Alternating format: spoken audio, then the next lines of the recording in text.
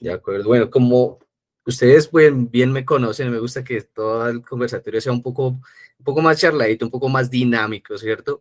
Así que con ustedes está Andrés Pérez. El día de hoy nos va a ayudar como docente en todo el tema de SARLAF, reportes a la OIAF y un tema supremamente interesante que tenemos para el día de hoy. Andrés, ¿cómo estás? Buenos días. Buenos días, Cristian. Muchas gracias a todos. Un saludo especial. Gracias a Doy Riesgos por generar estos espacios donde podemos tener un conversatorio de todos los temas relacionados con el área de cumplimiento. La finalidad es que podamos fortalecer cada vez más los sistemas de administración de riesgos de lavado de activos y contra la financiación del terrorismo en nuestras entidades. Y bueno, este es el primer conversatorio del año 2023, pero la idea es que continuemos generando temas que sean de gran utilidad para cada uno de ustedes. Es muy interesante cuando uno desde el área de cumplimiento empieza a retroalimentarse de otras entidades y se da cuenta que no solamente a uno le pasa digamos, como administrador de este riesgo, sino en todas las entidades nos pasan cosas muy similares y se empiezan a armar como tipologías que nos vienen a servir más adelante. Mi nombre, Carlos Andrés Pérez, yo soy especialista en gestión de riesgos financieros. Los últimos 5 años estuve como oficial de cumplimiento. Conozco muy bien, digamos, la parte de crear un área, de empezar a crear las políticas, los procedimientos, las herramientas, y conozco muy bien cómo se empieza a engranar todo, cada uno de estos elementos para que se fortalezca la unidad de riesgos como tal de cumplimiento. Entonces, bueno, vamos a empezar a hablar sobre los reportes a la UIAF. Los reportes, digamos que en esta época, pues ya empezamos el 1 de enero con un cambio supremamente grande. Hay un reporte transaccional, ya no es un reporte efectivo, entonces hace que nos cambien un poco las condiciones y que nos obligue a mejorar en muchos aspectos. ¿Por qué hace la UIAF estos cambios? Básicamente era por la data que ellos tenían. Llegó al punto donde casi todas las entidades, llámense entidades del sector cooperativo, fondos de empleados, las mutuales, no estaban reportando o siempre se estaban reportando con ausencia de operaciones. Y esto para la UIAF, para empezar a trabajar sobre muchos modelos, pues realmente necesitaban la data y empiezan a fortalecer el sistema y empiezan a ver por dónde pueden obtener mayor cantidad de información y mayor cantidad de cifras para poder manejar estos reportes. Entonces, siguiente, Cristian. Vamos a entrar ya como en materia que tenemos preparado para hoy. Claro que sí. Muchísimas gracias por esta introducción, Carlos. Tenemos también con nosotros al doctor Clifford Maturana. Bienvenido, doctor Clifford, que nos va a acompañar hoy en el análisis a nivel jurídico, ¿cierto? A medida que va avanzando nuestra presentación. Bienvenido, doctor Clifford, ¿cómo está? Muy bien, muchas gracias, Cristian. Muchos saludos a todos. Claro que sí, muchísimas gracias, una persona de la casa también. Bienvenidos, muchísimas gracias a todos por su puntualidad. Les recuerdo que pueden abrir sus micrófonos y pueden generar sus preguntas también por el chat cuando ustedes deseen. Muchas gracias por ayudarnos a crecer esta gran comunidad. Ahora sí, seguimos, Carlos, muchísimas gracias. Listo. Los temas a tratar, la idea es que empecemos vamos a ver todo lo que son los reportes objetivos y subjetivos. Esto es algo muy tangencial. Vamos a ver el análisis de las modificaciones en el anexo 2 de la UIAF, que es el que en este momento, digamos, todos, aunque ya lo conocemos y todo esto, ya pasó un mes, me imagino que ya todos deben estar a puertas de empezar a generar los primeros días de febrero, se genera lo del mes de enero, entonces pues ya debemos empezar a ver cómo estamos preparados para hacer este reporte. Vamos a tener con el doctor Clifford todo lo del análisis de la circular básica jurídica y otras recomendaciones de Gafi. Vamos a tener unas herramientas y unos instrumentos que son muy importantes a la hora de hacer estos reportes.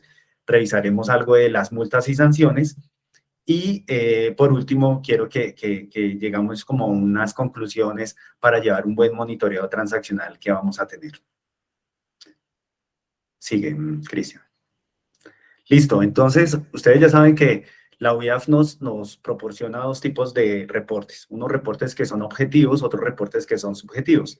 ¿Qué hace la UIAF? Al ver que todos estábamos reportando, la mayoría estaba reportando con ausencia de operaciones en los ROS, los reportes subjetivos, ellos nos empiezan a abrir como la opción para que empecemos a reportar de otras maneras. Entonces, en estos reportes subjetivos, ya no solamente nos dice cuando usted tenga una operación inusual, cuando usted vea que hay algo que se sale de su coherencia financiera, empiécelo a reportar, sino ellos también dicen lo que se ha intentado, así no sea, muchas veces nosotros decimos, bueno, esto no llegó a ser una operación, un ROS, pero sí el asociado, el cliente o la persona que tenemos, no solamente el relacionamiento, porque esta parte también nos cambia con la nueva forma de ver la UIAF, los reportes, dice, bueno, usted no solamente tiene que encargarse de sus clientes, sino de todas sus contrapartes. Entonces ellos nos dicen, ustedes tienen también unas operaciones intentadas y unas coincidencias en listas. Entonces, fíjense, estas coincidencias en listas nos abre todo un abanico supremamente grande porque muchas de nuestras entidades empiezan a tomar acciones a partir de este momento. Entonces, ustedes dicen, todo lo que yo haga del año 2023 hacia adelante, lo tengo protegido. Pero ¿qué pasa con todo lo que tenía hacia atrás y todo lo que ya tenía vinculado? Entonces, esas personas sí las estamos revisando, esas personas sí tenemos la garantía que tenemos un pleno conocimiento, como nos lo dice la norma. Entonces, ahí fíjense que en estas coincidencias, a nosotros, por ejemplo, y no es solamente pasarlos por un buscador de listas, hacerle el cruce, sino es hacerle la debida diligencia a todas estas personas que ya vienen vinculadas, digamos, del año 2022 hacia atrás, que hay gente que lleva 15, 20 años, hay organizaciones que tienen muy buen recorrido y este historial pues obviamente toca empezar a levantarse. Como sugerencia, les digo que lo vayan haciendo en bloques, que vayan cogiendo desde lo más reciente hacia atrás y se van a dar cuenta que tenemos una cantidad de personas, de asociados que no lo conocemos realmente. Entonces, empezando por los mismos formularios y por la misma data que manejamos en las organizaciones. Entonces, si yo les preguntara a ustedes, ¿todos tienen los formularios de todos sus asociados actualizados? O por lo menos tienen todos los campos requeridos por la norma en sus oficinas, en sus organizaciones. Entonces uno se pone a ver y hacia atrás hay unas deficiencias grandísimas y ahí es cuando pecamos muchas veces en decir, entonces la UIAF me está diciendo en este momento, bueno, usted tiene un reporte subjetivo y tiene unas coincidencias en listas. ¿Quiénes de estos? Y hay una parte supremamente importante también que es toda la parte de PEPS que se engrana mucho con un decreto que saca la DIAN. No sé si más adelante lo podemos tocar, pero esta parte es muy importante también. Entonces, ¿a quién yo llamo PEP? Únicamente al que recibe dineros o administra dineros del Estado, o para cada organización ustedes tienen sus propios PEPs. Para ustedes, si hay una persona que realmente amerita tener un monitoreo y tiene una connotación de P dentro de sus entidades, cómo lo están administrando y cómo lo están llevando. Entonces, fíjense cómo se abren los reportes, todo lo que era subjetivo, que uno realmente no le estaba poniendo mucho cuidado a lo subjetivo, y de esto empiezan a nacer unas estadísticas. Estas estadísticas de la UIAF a ustedes se las envían generalmente hay una o dos personas quienes están relacionadas en la UIAF por entidad, y a estas entidades les mandan las estadísticas. Entonces a ustedes les dicen, las estadísticas estaban llegando trimestralmente, ahora van a empezar a llegar mensualmente, y en las estadísticas les dicen, usted reportó en su último trimestre tantos ROS, tantas operaciones intentadas, y esto es una forma de evaluarlos indirectamente. Y ahí es cuando esta información se la están pasando al ente que hace las supervisiones, a cada una de las superintendencias, para que asimismo programen sus auditorías y sus revisiones a cada una de las entidades.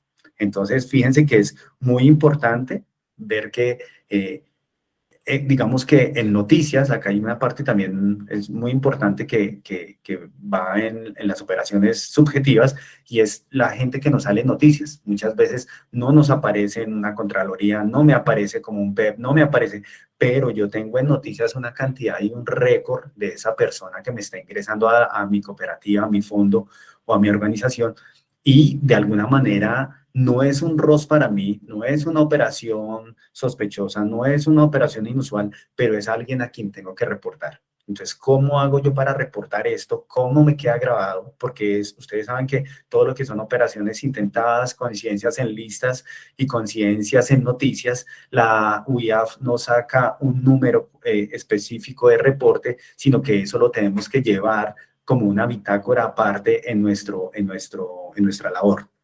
Entonces, para que lo tengan presente, que ustedes deberían comenzar con un consecutivo a la hora que, no sé si ya alguno de ustedes ha empezado a reportar sobre asociados o clientes que tengan en noticias o alguien que tengan en conciencia de listas, para que comiencen siempre con un consecutivo numérico, el cual lleven el registro en toda una matriz de a quién están reportando y por qué causalidades y con toda la debida diligencia. Entonces, esto es supremamente importante. Únicamente quienes nos generan un número es cuando hacen el ROS. Esto por la parte de reportes subjetivos. Vámonos un poquito con la parte de reportes objetivos. Entonces, aquí nos cambia el panorama un poco, digamos, todo lo que tiene que ver con productos. Las organizaciones, las cooperativas, sobre todo de ahorro y crédito, ya están un poco más familiarizadas con este tema, pues digamos que nos lo obligaba a hacer de manera trimestral. Esto depende del nivel de supervisión y viene un cambio grandísimo al que vamos a tocar el día de hoy y es las transacciones, los reportes transaccionales. Entonces, resulta que antes teníamos, cambia el apellido porque antiguamente solo nos pedían el efectivo y el efectivo era lo importante para la UIAF, pero con todas las connotaciones de después de pandemia, como se incrementan, también lo vamos a ver más adelante, como se incrementan los números y la transaccionalidad, digamos, en el país, hace que involucremos otros mecanismos. Entonces, aquí, digamos, al cambiar el apellido de este reporte, al llamarlo transaccional, nos dice que empezamos a reportar montos diferentes, en tiempos diferentes, a todas las organizaciones. Entonces, si yo tenía un fondo mutual o tenía una cooperativa que solamente era de ahorro, que no era de crédito, o teníamos ciertos... digamos que éramos más, con unos periodos más extensos de reporte, ahora casi que a todos nos ponen mensual. Y ojo con esto, porque si ustedes lo ven en los cronogramas, ¿cuánto tiempo tengo yo para reportar? A uno le va a parecer muy fácil decir, bueno, es que nos cambiaron de 10 días a 20 días para el reporte. Pero realmente, si lo ven bien, la UIAF está teniendo en cuenta todo este recorrido, todo este tiempo, porque sabe las implicaciones que tiene el verificar transacciones que no dependen de nuestras organizaciones. Si yo, por ejemplo, voy a manejar productos por PSE y ustedes van a pedirle a la entidad con las que manejan toda su plataforma virtual, pues uno le dice, bueno, yo necesito saber, por ejemplo, todos los códigos de dónde me están generando los pagos electrónicos. Entonces, eso se complica un poquito a la hora realmente de hacer un monitoreo un poco más preciso y la UIAF por eso extiende los tiempos, viendo que el día de consolidar esta información, ustedes tienen que pedirle la información a un tercero y ese tercero se puede demorar hasta 3, 4, 5 días hábiles en generar este tipo de reportes muchas veces por entidad. Bueno, los productos, aquí básicamente es un cruce muy completo el que busca los productos. Digamos que es un reporte muy completo porque acá me dice los saldos de corte de cada asociado y cada cliente que tengamos. Entonces él me dice cuánto movió, cuánto me está generando, cuánto tiene en aporte. Y esto es muy importante porque hay un rango, digamos, hay todo un segmento grandísimo en estas organizaciones, en nuestras organizaciones, y son todos los menores de edad. Entonces, ellos por esta parte de menores de edad, todo lo que tienen menores a 18 años, esta parte es muy inquietante para la UIAF, dado que conocen que efectivamente hay muchos usuarios que no manejan sus inversiones a través de sus cuentas a nombre propio, sino lo están manejando a nombre de sus hijos, ya sea por ahorros programados para las universidades de sus hijos y otros temas que hacen que manejen cifras y que manejen productos y saldos supremamente elevados.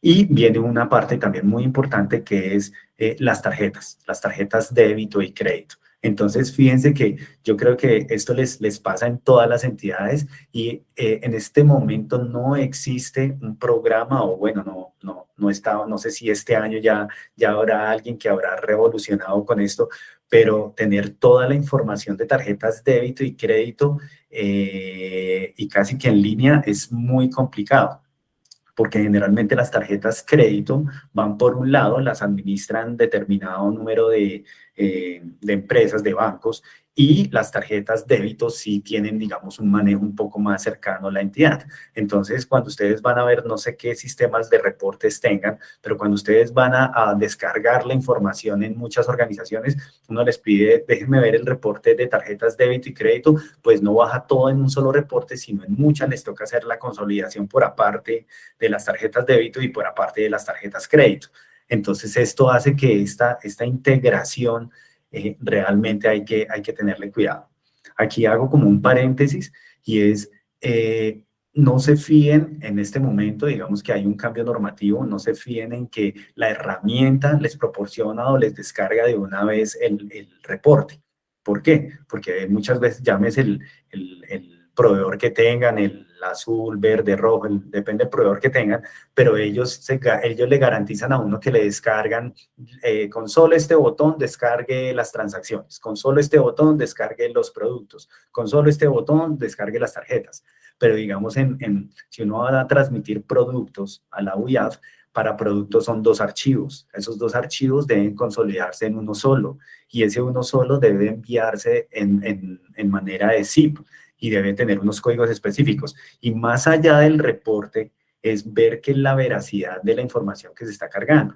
Entonces, como sugerencia, digamos, como un aporte que podemos hacer es que ustedes validen que efectivamente si me dicen que tengo 200 transacciones por tarjeta de crédito, que efectivamente esas 200 transacciones correspondan a la entidad de ustedes y que no sea muchas veces reprocesos o que haya sido devoluciones y devoluciones y devoluciones de algún pago que se haya hecho con la tarjeta y resulta que terminan reportando una cantidad de errores que no se dan cuenta y después estos errores pues obviamente van a tener una connotación negativa al momento de sacar las encuestas.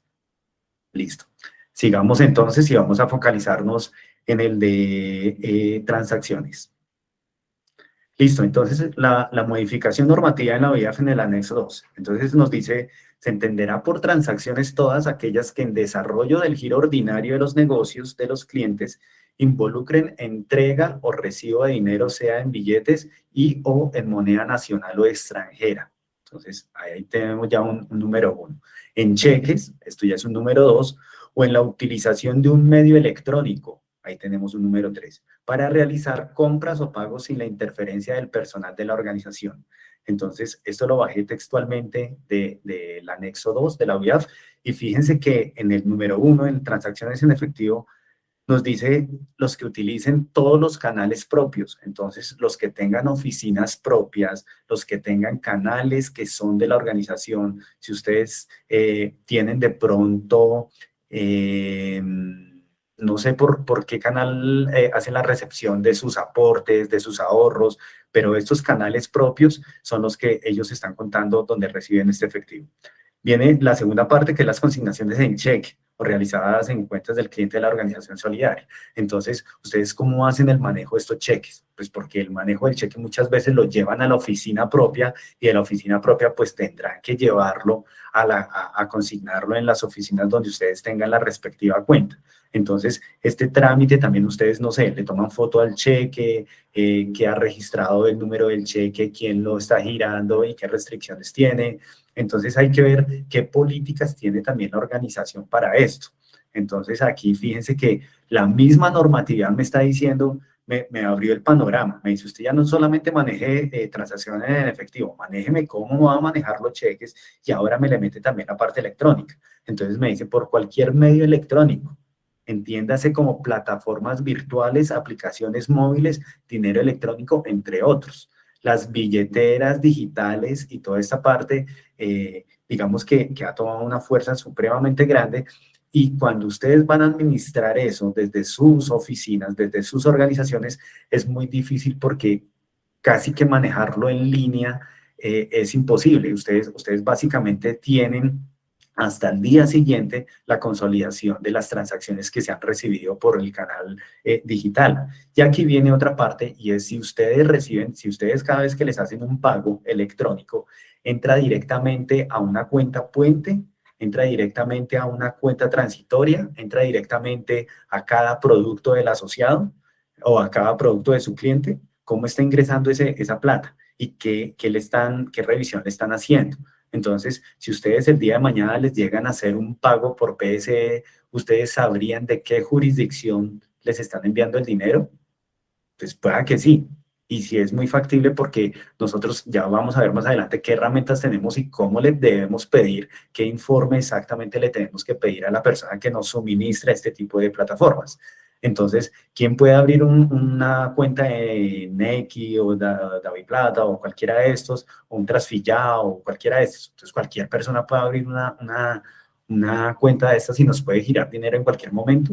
¿Cómo quedaría registrado? Entonces, esto es para que lo tengamos muy presente. Entonces, cuando ustedes llegan y descargan el formulario que nos toca enviar a la UIAF, ahí nosotros tenemos dos opciones. Hay una ayuda, una forma, un manual ahí en Acrobat que nos dice cómo funciona todo, cómo viene cada campo, y traemos otra ayuda que es en Excel y básicamente nos está diciendo qué campos, qué tipo de moneda, con qué, digamos, si ustedes, por ejemplo, hay una pregunta aquí que me surge. Nos bajan los topes en este momento, las transacciones nos dicen todas las que estábamos con 10 millones de pesos en efectivo y 50 millones en operaciones múltiples, nos bajan los topes ahora a 7 millones y a 40 millones en operaciones múltiples. ¿Ustedes utilizarían un formulario diferente para las transacciones que son individuales y para las múltiples otro formulario? ¿Utilizan el mismo formulario o cómo se haría este tipo de reporte? Entonces, fíjense que solamente hasta que le pasan uno las cosas y sobre la marcha es que uno se da cuenta cómo debería hacerlo. Y efectivamente todo se debe hacer en un solo formulario. Entonces, tanto las transacciones múltiples como las individuales, pero hay que saber cómo se relacionan también. Entonces, fíjense que es muy importante leerse tanto la manera de hacerse el reporte como cómo lo debo hacer y que esto se engrane efectivamente con mi herramienta, con mi proveedor de esta información. Hola, Entonces, Andrés. señor. Permíteme ahí hacer, digamos, unas precisiones desde el punto de vista legal de una vez para todos. Y es importante, digamos que, y pediría a todos que vayan como anotando, si no lo tienen en el radar, determinadas normas que vamos a mencionar. Y la primera norma es la Ley 365 de 1997. Y en esa norma es importante revisar dos artículos de esa norma. Es el artículo 9 y el artículo 23. Y esa norma, ¿por qué es relevante para el sector solidario? Porque el artículo 23, esa norma fue la que dijo, las entidades del sector solidario están obligadas a cumplir con los artículos 102 al 107 del Estatuto Orgánico del Sistema Financiero. Y también esa norma es importante en el artículo 9 porque creó un delito. Y creó el delito que está consagrado en el Código Penal en el artículo 247b, que es la omisión de control. Y la omisión de control está referida a la omisión de control en transacciones en efectivo. Entonces, tenemos esa ley, esa norma que nos remite a los artículos 102 a 107 del Estatuto Orgánico del Sistema Financiero. Y si nos vamos al Estatuto Orgánico del Sistema Financiero del 102 al 107, se regula todo lo relativo a las actividades delictivas que pueden suceder en una organización que desarrolla actividad financiera. Y ahí, digamos, se indica, primero, pues que las entidades deben desarrollar mecanismos de control y demás, y determinar a un personal para que desarrolle esta labor. Y ahí nace también, y eso es lo que le da fuerza a la actividad que desarrollan los oficiales de cumplimiento, quienes hemos actuado como oficiales de cumplimiento. Hay otra norma relevante, que es la 1121 de 2006, que pues para los que venimos de ese momento, digamos, yo estoy en el tema de cumplimiento del 2006, inicialmente en el sector financiero, y esa fue la norma que le dio respuesta a la financiación del terrorismo. Esa fue la que tipificó como delito la financiación del terrorismo en Colombia, después pues, de todo el acontecimiento de las Torres Gemelas del 2001. Y esa norma, ¿por qué es relevante también? Porque eso lo vamos a ver en el tema sancionatorio. Porque en el artículo 10 de esa norma se contempló que las entidades que estuviesen obligadas a cumplir con los artículos 102 a 107, más allá de que fueran superfinancieras, supersolidaria, cualquier otra, estarían sujetas a las sanciones que contempla el Estatuto Orgánico del Sistema Financiero en los artículos 209 al 211. Entonces, si vamos al primer Estatuto Orgánico del Sistema Financiero en 102 a 107, encontramos que ahí se está hablando en el artículo 103 de control de transacciones en efectivo. Y en el artículo, en 103 numeral 1, en los literales, se está hablando que las entidades deben diligenciar formatos, pero únicamente sobre transacciones en efectivo. Entonces, la pregunta que hacen en la mensajería es que el formato de declaración de origen de fondos se deben de exigir a transacciones por el canal PSE. Mi respuesta desde el punto de vista jurídico es no. Y no porque la norma está hablando solamente de transacciones en efectivo, es decir, que el control de transacciones de manera especial relativos y consignados en el 103 del Estatuto Orgánico del Sistema Financiero es exclusivamente de transacciones en efectivo. Lo otro es el tema del reporte, que el reporte sí se modificó por unas condiciones, que es que el sector solidario ha tenido mala reputación en su efectividad para desarrollar prácticas adecuadas de control frente a estos flagelos y a este riesgo. Entonces, la OIAF, en análisis de ello, porque ha recibido históricamente, porque eso, digamos, ha sido con bajo reporte de ROS, ha considerado que va a bajar en los montos de transacciones que le reporten para que la OIAF, a través de su sistema como entidad de inteligencia financiera del país, hará los reportes, hará los análisis y procurará identificar de mejor manera actividades delictivas en las organizaciones a través de sus transacciones. Entonces, es un llamado de alerta grande para todas nuestras entidades, porque ahí nos está indicando casi el sector no está contribuyendo adecuadamente en que en el país se desarrollen prácticas de control frente a LAFT, y nosotros tenemos que desarrollar otro mecanismo exigiéndole casi todas sus operaciones para poderlo hacer a través de nuestro sistema. Entonces, ojo, que eso genera otro riesgo. Otro riesgo que si la OIAS logra encontrar a través del análisis de nuestras transacciones operaciones que se debieron de haber reportado como sospechosas y nosotros no lo hicimos, entonces ahí se complica la situación. Entonces hay que ser muy diligente, hay que procurar generar, en lo primero que explicaba Andrés, mayores capacidades de analizar nuestras transacciones y mejorar los esquemas de reporte de operación subjetiva como el reporte sospechosa. Porque quedaría mal que nosotros no estemos detectando operaciones sospechosas, sí las identifica a través del análisis de estas transacciones. Y entonces significaría que los sistemas que tenemos implementados de monitoreo y análisis transaccional no son efectivos. Doctor Clifford, nos Sí. tiene una pregunta. ¿El formato de control de transacciones en efectivo queda solo para operaciones iguales o superiores a 10 millones, no por 7 millones? Ok, entonces, bueno, ahí seguimos en la... ¿Avanzó o no, Cristian?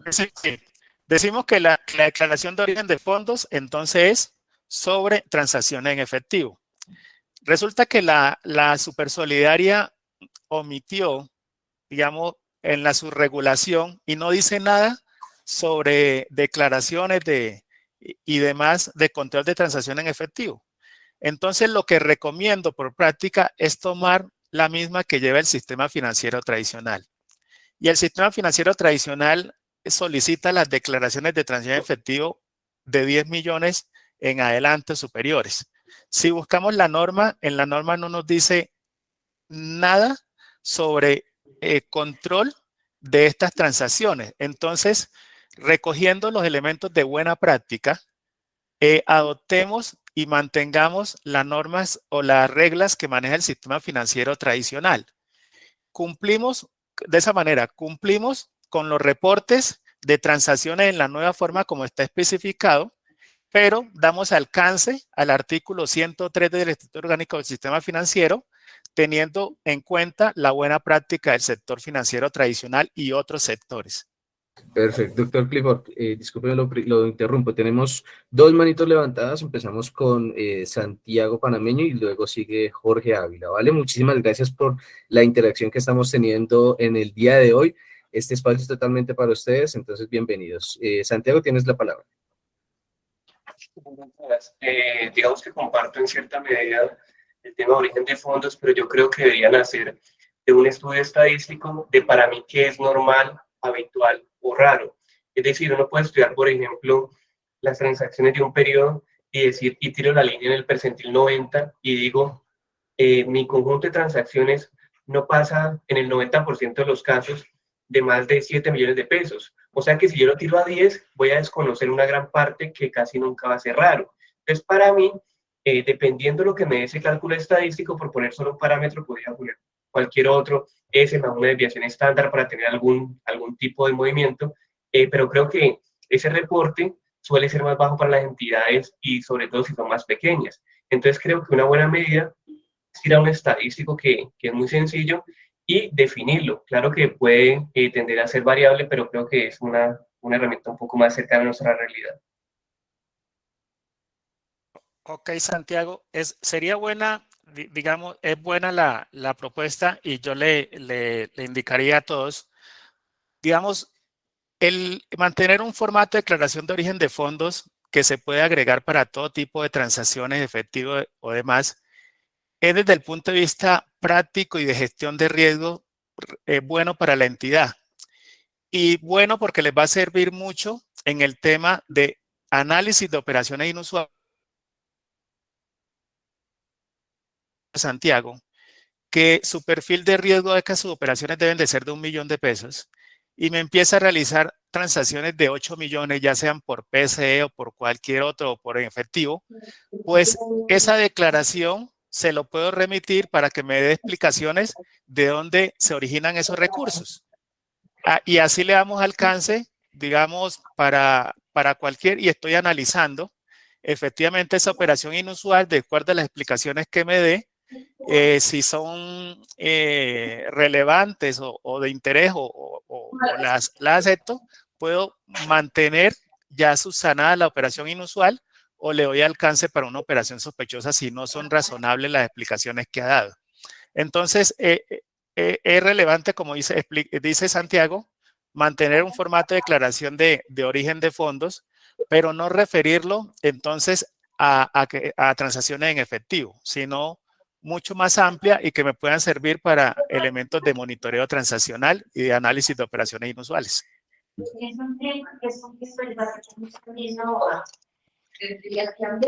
Cristian. ¿Me escuchan ahí? que tenemos un microfonito prendido. Bueno, tenemos una preguntita de Jenny Carolina Pérez. Y dice, ¿cómo? Se cerró el micrófono, Cristian. ¿Me escuchan ahí? Ya. Perfecto. Repito. Tenemos una pregunta de Jenny Carolina Pérez. Nos dice que como entidades del sector solidario estamos obligados a cumplir con los artículos 102 al 107 del EOSF. Bajo este marco, permítame, bajo este marco, es claro que el formato de declaración de operación solo se solicitará en transacciones en efectivo para montos iguales o superiores a 10 millones de pesos. Ahora bien, si la UIAF disminuyó el monto a 7 millones de pesos, ¿deberíamos o no solicitar el origen y destino de recursos para estas transacciones?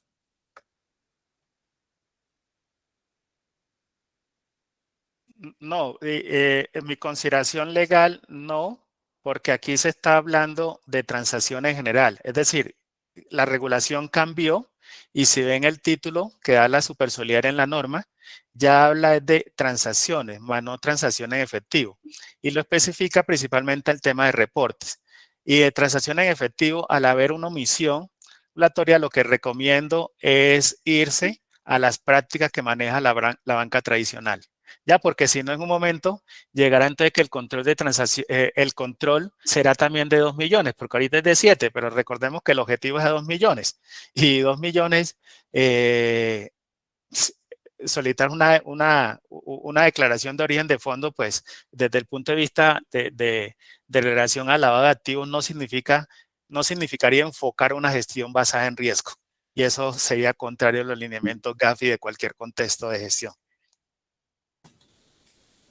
Correcto, nos dice analista de comunicaciones, nos dice, nuestro fondo no tiene recaudo en efectivo en nuestra tesorería. Realizamos monitoreo a todas las transacciones de canal bancario superiores a 10 millones.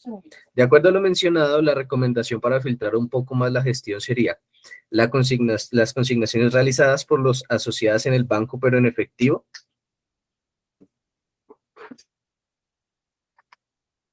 Pues varios elementos, no porque ya no solamente el control, digamos, de reporte, el reporte no solamente es transacciones en efectivo, son todo tipos de transacciones de acuerdo a los montos. Eso hay que tenerlo presente. Solamente que el efectivo, como ha sido históricamente en la práctica de lavado de activos, ¿y por qué el efectivo tiene una connotación especial? Porque el efectivo no se sabe el origen. Y entonces el origen solamente lo puede mencionar aquel persona que es el portador de ella. Y por eso es que en las cajas de cualquier entidad, cuando se hace una transacción por 10 millones en efectivo, le piden la solicitud de declaración de origen de fondos para que diga ese efectivo de dónde proviene. ¿Listo? Cuando estamos hablando de sus transacciones a través de sus medios electrónicos, le toca mirar todas las transacciones de acuerdo a los montos que ya están fijados para generar los reportes. Y de acuerdo a eso, hacer los elementos de análisis y revisiones. Porque los monitoreos transaccionales se hacen sobre todo tipo de transacciones. Recordemos que pongamos la financiación del terrorismo no maneja montos similares a los del lavado de activos. Digamos, de las prácticas que se han dado de financiación del terrorismo, las tipologías identificadas son operaciones muy pequeñas, sino que ahí las connotaciones cambian. Entonces, todo eso hay que dimensionarlo en unos esquemas de gestión y monitoreo.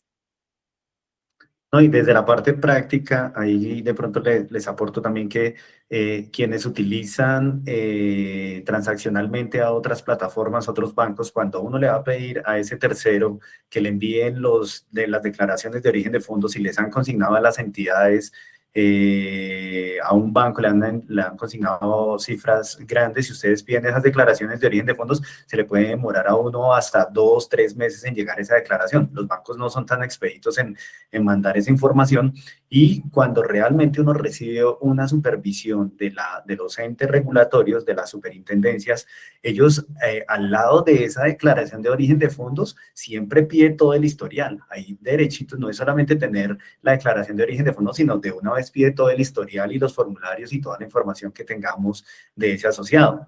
que es casi más importante que la misma declaración como tal.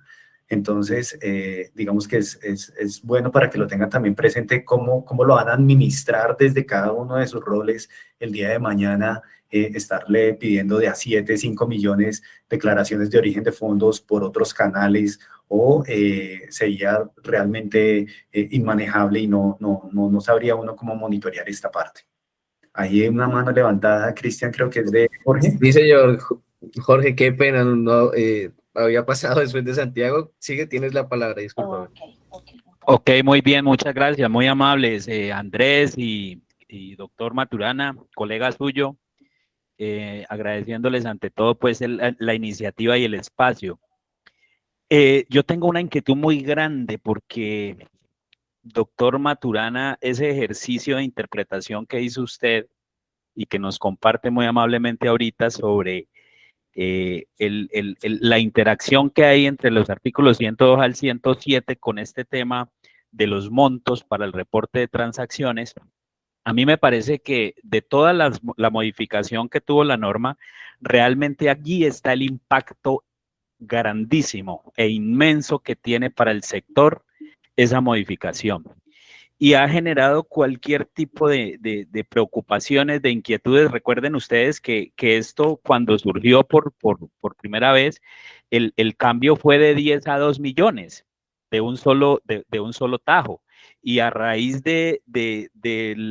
digamos, la sensibilización que el gremio le hizo al ente de control, se logró cuando menos, y digo cuando menos porque igual el impacto sigue siendo muy grande, que esa disminución fuera gradual.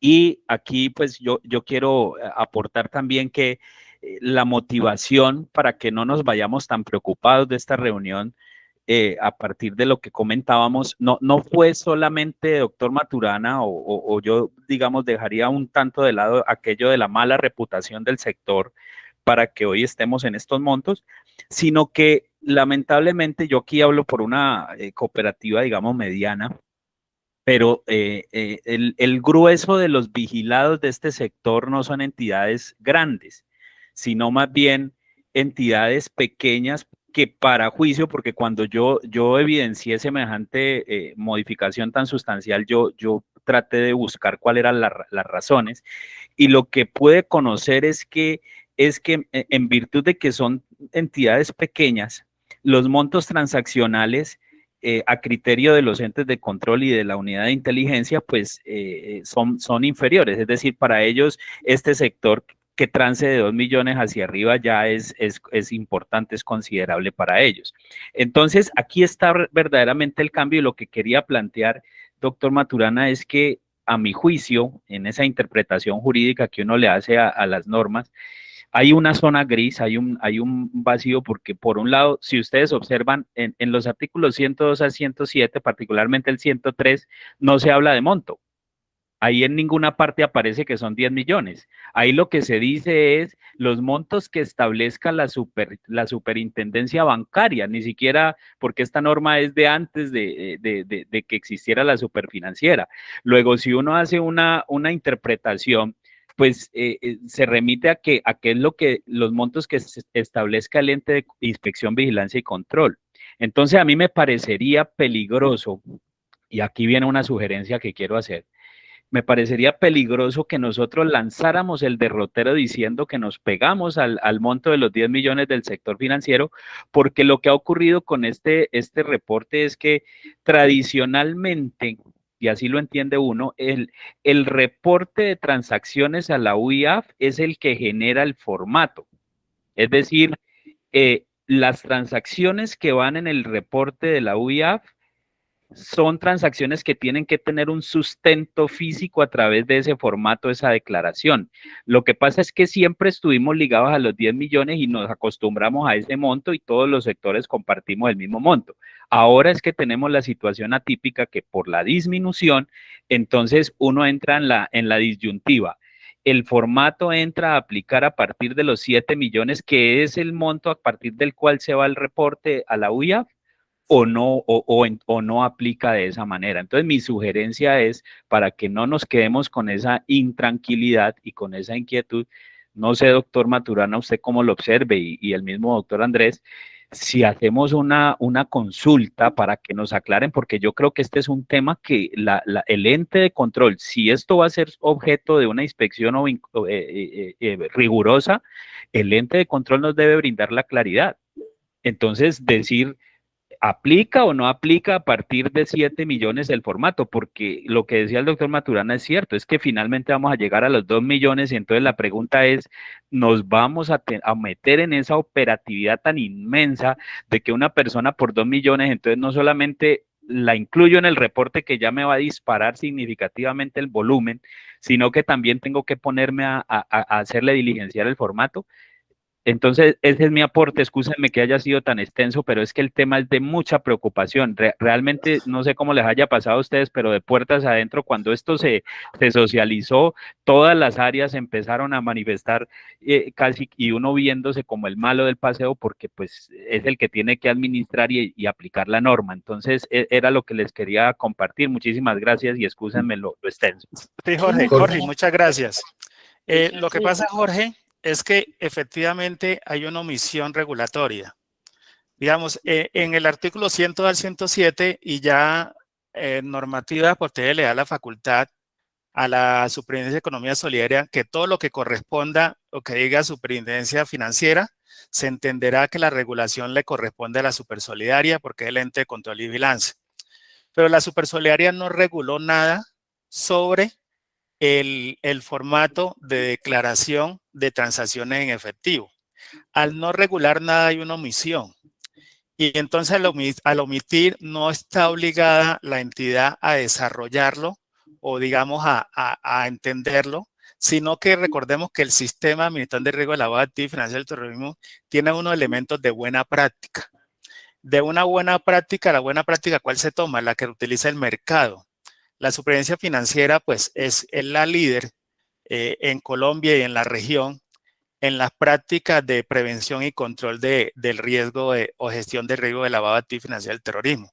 Entonces, apegarnos a esas buenas prácticas.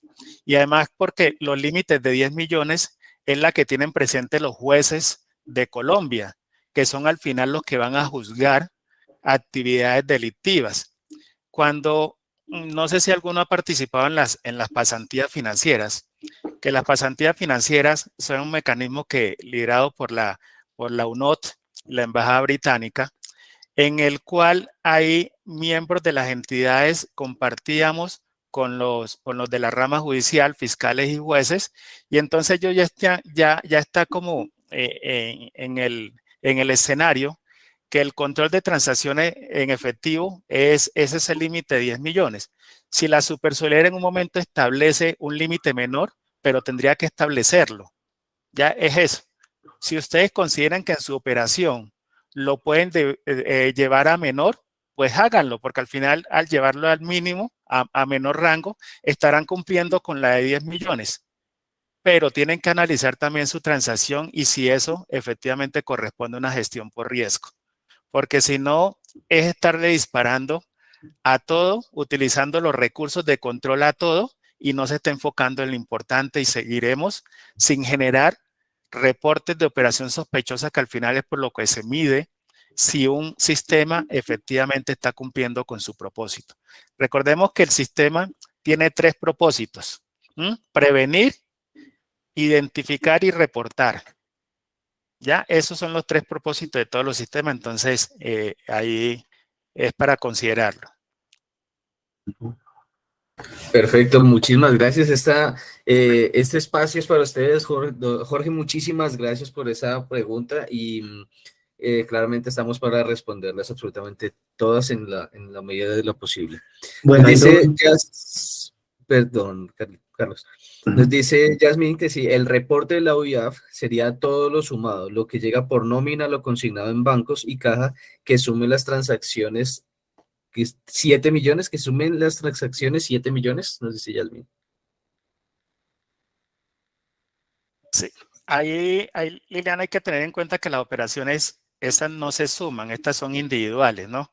Diferentes las múltiples que sí se deben de tener en cuenta para cuando está el cúmulo del periodo.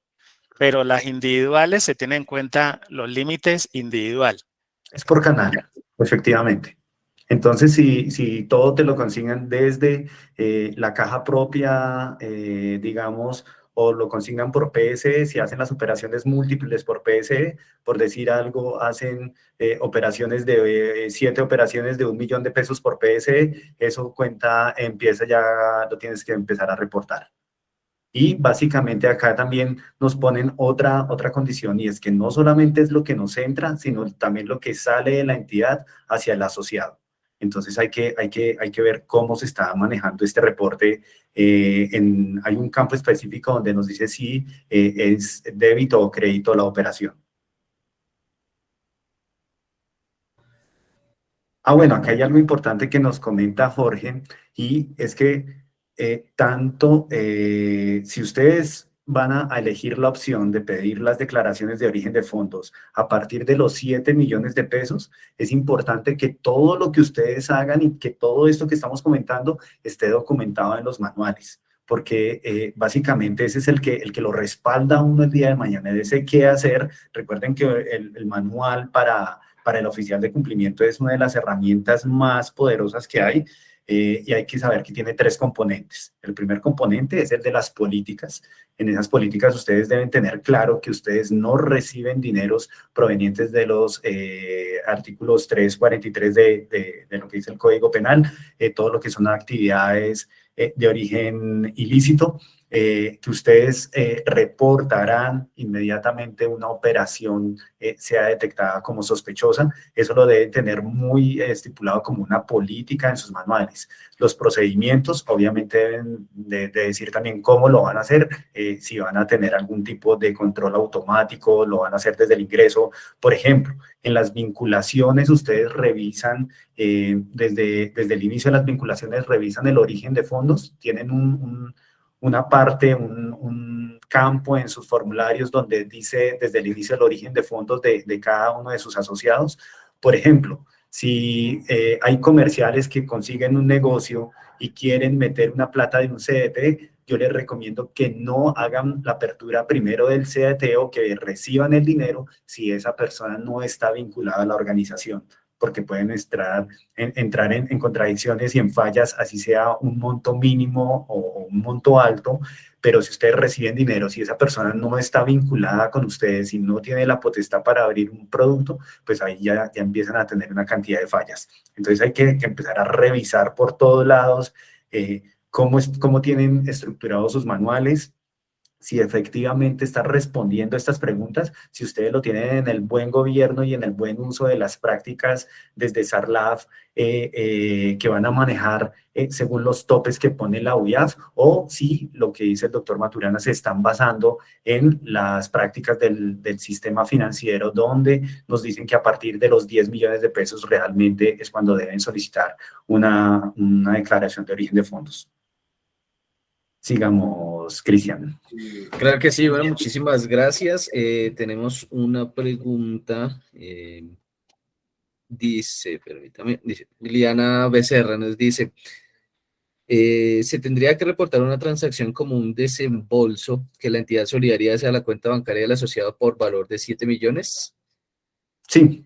Sí. Básicamente en ese momento sí, nos piden, y se tiene tanto por el lado de transaccionalidad como por el lado de productos, también te lo van a pedir, y obviamente eso se empieza a cruzar, esa información se empieza a cruzar.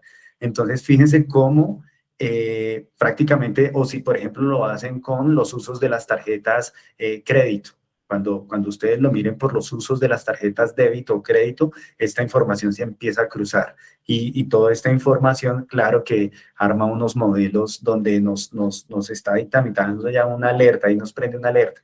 O sea, no me maneja por este lado muchos montos, pero es que por crédito sí me está sacando toda la plata, ¿sí? Entonces aquí prácticamente uno tiene las herramientas para empezar a tener como directrices de por dónde colocar alertas. Claro que sí, nos dice William Arias, dice doctor Clifford, de acuerdo a su experiencia e interacción con la Supersolidaria y la UIAF, ¿existe la posibilidad de que se evalúe la modificación de montos de reporte que gradualmente llegará a los 2 millones? No, yo eso lo veo improbable. Digamos que si la la CES se da cuenta, digamos, de la omisión que ha hecho, antes se creen dos reportes, uno netamente para transacciones de efectivo y otro para transacciones que incluya todas estas. La primera, digamos, para darle efectivamente reforzar el control que mencionabas del artículo 103, que es ambivalente porque no menciona un monto a partir del cual se deben de hacer controles de transacciones de efectivo, que es lo que marca en sí la norma. Pero no cambiarían seguramente este énfasis en conocer más transacciones por lo que les había dicho. Al país cuando se le ha evaluado de que no muestra muchos niveles de eficacia porque no hay muchas condenas, no hay muchas sanciones. Y en el sector solidario, la reclamación que ha hecho la UIAF es que no hay tantos reportes de operaciones sospechosas como debería por la cantidad de transacciones o por la cantidad de vinculados. Entonces eso es lo que hay que tener y lo que requerimos entre todo es un esfuerzo conjunto, mejorar, revisar nuestros esquemas de monitoreo, de gestión y mejorar todos los elementos que correspondan frente a reportes. Eso es lo que lo que observo. Claro que sí, tenemos una manito levantada. Santiago, por favor. El doctor Clifford utilizó una palabra que me parece muy al lugar y es propósito. Entonces, más allá de la complejidad que describía ahorita, creo que se me olvidó el nombre de la persona que intervino, de la complejidad operativa, lo que tenemos que entender es el propósito que busca la UIAF. Cuando hacíamos operaciones o reportábamos operaciones en efectivo, normalmente eran negativas.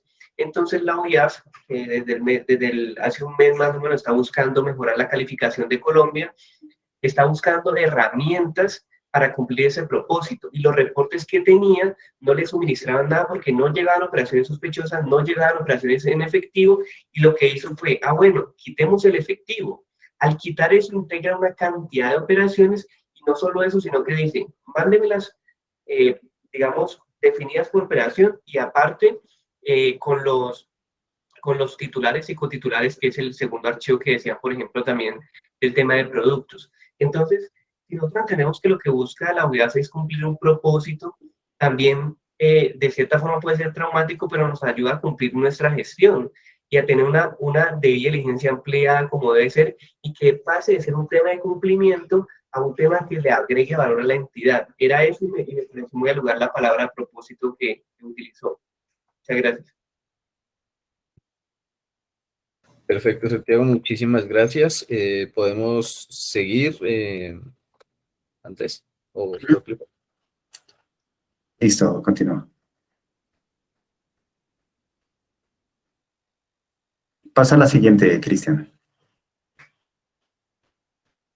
Bueno, listo. Acá está el calendario, pues ustedes ya lo conocen en la parte de la UIAF, por la parte de sectores reportantes. Ahí buscan la Superintendencia de Economía Solidaria, si es el que les concierne a ustedes.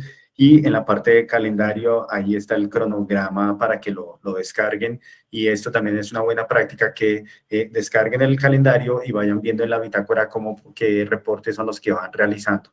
Porque después de empezar a bajarse de un reporte trimestral a un reporte mensual, créanme que después de muchos reportes empiezan a generarse confusiones, y es bueno que lleven en sus mapas, en sus cronogramas, exactamente tan pronto hacen el reporte, que ojalá descarguen también el certificado, porque muchas veces uno se confía en la UIAF de que en la página del CIREL uno puede descargar los informes, pero esta página también puede fallar o pueda que no me traiga en el momento que uno necesite un reporte, que se lo esté bajando. Entonces, como una buena práctica es que ustedes, una vez hagan el reporte, descarguen el formato exitoso y puedan tener esto como un soporte.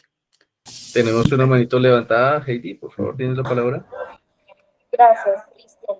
Yo tengo una pregunta no sé si me adelanto de pronto, con respecto a las transacciones de productos. Para algunas entidades, la UIAF solicitó que de manera mensual o trimestral se haga el reporte de productos.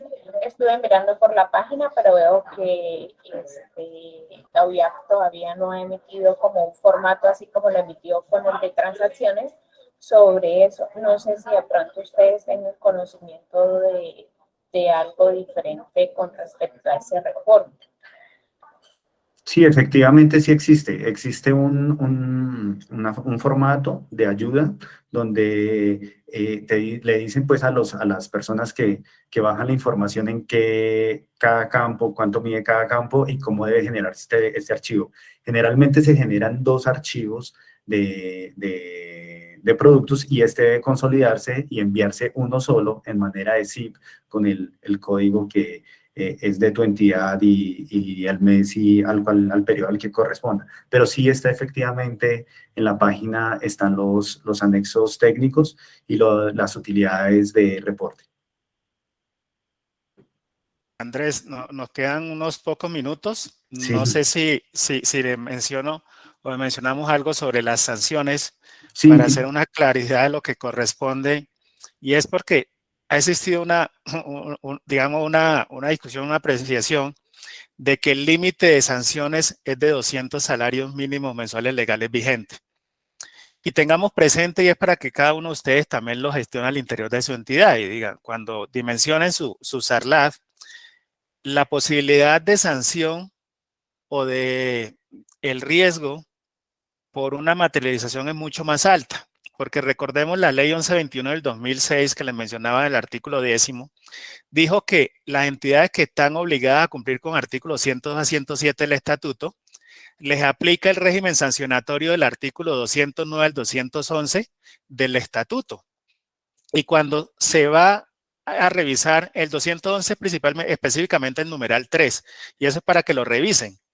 Y el numeral 3 de ese artículo da un valor específico para la sanción que aplica para todo tipo de entidades, sean vigiladas por la superfinanciera, sean vigiladas por la supersolidaria o cualquier otra entidad que le corresponda aplicar artículos 102 al 107. Y ahí está contemplada una sanción de 1.742 millones a precio del 2002, ya que pueden ser el doble porque una puede ser sanción por incumplimiento y otro 1.742 para aplicarla a la entidad en forma de inversión para mejorar el sistema y no vuelva a incumplir. Entonces, para que dimensionen sus SARLAS, que esa es la exposición a pérdida que se puede generar ante incumplimientos relacionados con SARLAF. Eso es para tenerlo presente.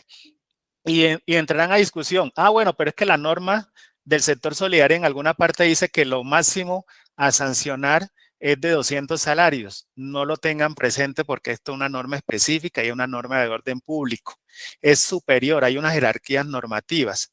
En el sector financiero también hay unas sanciones, está para 100 salarios y 550 para entidades, pero para materia de LFT está en 1.742 millones a precio del 2002, es de que toca traerlo al IPC a valor presente. Entonces, para que lo tengan presente, cuál es el límite sancionatorio en materia económica y la exposición que se genera por incumplimiento, para que lo charlen en sus entidades y eso ayuda a que se le ponga atención a eso, porque lo que se puede perder es mucho. Muchísimas gracias, doctor Clifford. Tenemos una pregunta, dice, con relación a las fechas de reporte, ¿tuvieron alguna modificación? ¿En cuanto a qué, perdón, Cristian? Nos dice Rosa Ballén, dice, con relación a las fechas de reportes, ¿tuvieron alguna modificación? Sí, antiguamente daban 10 días calendario para el reporte, ahora son 20 días calendario. Pero por eso les digo que tienen que tener en cuenta, uno pensaría que este tiempo, al duplicarse este tiempo, la UIAF lo que está contemplando es que nosotros, o los oficiales de cumplimiento, o quienes tengan la labor de cumplimiento, realicen las validaciones, por lo que acaba de mencionar el doctor Clifford en este momento, y es que la omisión, el que yo pase un informe incompleto o que no vaya con todas las especificaciones, o si se me olvida pasar la parte de, electrónica o de cheques, o únicamente tomo lo efectivo, pues estoy dejando el informe incompleto. Y estas omisiones, obviamente, al cruzarse las bases, al enviar nuestro reporte de productos y al hacer estos cruces, la UIAF obviamente se va a dar cuenta y ahí es cuando nos empiezan a llegar las sanciones. Entonces, sí hay un cambio de los cronogramas, pero tengan en cuenta que este cambio es para que ustedes hagan las validaciones correspondientes y no solamente se vayan a que el sistema o un sistema les descargue los reportes y así lo envíen, sino que hay un tipo de validaciones y verificaciones que se esperan que se realicen. Claro que sí, bueno. Bueno, primero que todo, muchísimas gracias a todos por su asistencia. Bueno, voy a dar el último comentario que nos dice Gloria Astrid Díaz, nos dice que a partir de este año el reporte es mensual, ya no es trimestral. Adicionalmente, nos dice Jorge Ávila, doctores, el espacio se nos quedó corto y ha sido muy importante, creo que no se alcanzó a agotar todas las dudas que teníamos, no alcanzamos a solucionarlas todas. Sería bueno programar un espacio adicional para darle continuidad y culminación. Por mi parte, yo estoy de acuerdo, debo contar con el tiempo de Carlos Andrés y del doctor Clifford Maturana, ¿sí? Obviamente, evidentemente, este espacio es de ustedes, ¿cierto? Entre más podamos interactuar, esto es una ayuda para todos, para que todos podamos cumplir y no se genere ningún tipo de requerimiento ni sanciones para todos. Estamos todos para ayudarnos. Pero en este momento debo contar con la aprobación de todos. En este momento somos 82 personas en línea, con 15 personas que me escriban en el chat que sí vamos con otra sesión, podríamos generarla. Nuestros conversatorios son los días viernes a las 11 de la mañana. Entonces, pues ya dependería de ustedes. Yo espero que ustedes me escriban, sí, vamos por otra sesión el próximo viernes, pero también contando con el tiempo de ustedes dos, doctor Clifford y doctor Carlos Andrés. Entonces, la gente nos está escribiendo, las personas están escribiendo que sí, que están de acuerdo. Ya depende de su tiempo, doctor Carlos y doctor Clifford. Ustedes dirán, ustedes mandan. Sí, claro, en lo que podamos apoyar con todo gusto, compartir experiencia, un momento podamos explicar algo pues con mayor detalle con todo y a través de Cristian también que cualquier requerimiento que hagan, pues ahí estaremos prontos a colaborar y apoyar. Totalmente de acuerdo. La idea es que Buen dinamismo. fortalezcamos cada uno de los sistemas de administración de este riesgo, que nos complementemos y que esto es muy dinámico. La normatividad y el ejercicio de cumplimiento es muy dinámico, entonces necesitamos estarnos actualizando y mejorando las prácticas. Perfecto, entonces tentativamente para el 3 de febrero, es decir, dentro de 8 días, 11 de la mañana, programaríamos la próxima sesión. ¿Están de acuerdo? Sí. Doctor Clifford. Sí, perfecto. Perfecto, entonces, muchísimas gracias. En este momento, pues, quiero cerrar la sesión aquí para que ustedes, pues, también puedan tener el espacio directamente en sus oficinas, que ustedes puedan, pues, también, pues, disfrutar de este viernes, de esta tarde, para que yo les envíe las memorias y la grabación. Por favor, estoy dejando el número en el chat, 321-421-4059, o al correo consultor1@uderiesgos.com, ¿vale? Ya lo estoy dejando en el chat. Bueno, muchísimas gracias a ustedes, de verdad. Gracias, muchas gracias por hacer crecer nuestra comunidad. Estamos totalmente para servirles. Recuerde que pues no voy a dejar estos últimos mensajitos. Se viene una jornada también de protección de datos personales. Estamos también con nuestro diplomado de estadística. Todo es especialmente hecho para ustedes. Entonces, muchísimas gracias a todos. Los espero dentro de 8 días. Estaré publicando en nuestras redes y directamente a los correos autorizados, ¿vale? Que tengan una excelente tarde. Gracias por su compañía. Buen día.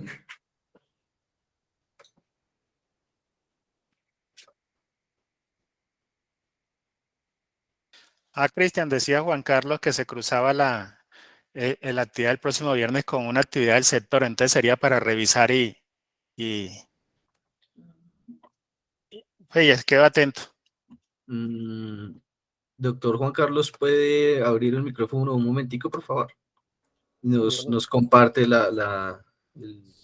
Sí, buenos la días, solicitud. Cristian. Sí, es que el 3 de febrero creo que hay un encuentro sectorial Ujú. en la zona de Bucaramanga, entonces posiblemente muchos estaremos en esa reunión. Ok, bueno, vamos a evaluarlo directamente con el área administrativa también. Igualmente, súper pendientes a las redes, súper pendientes a las redes para que podamos estar atentos, ¿vale? Vamos a solucionarlo igualmente. Entonces, muchísimas gracias y pues que tengan excelente tarde.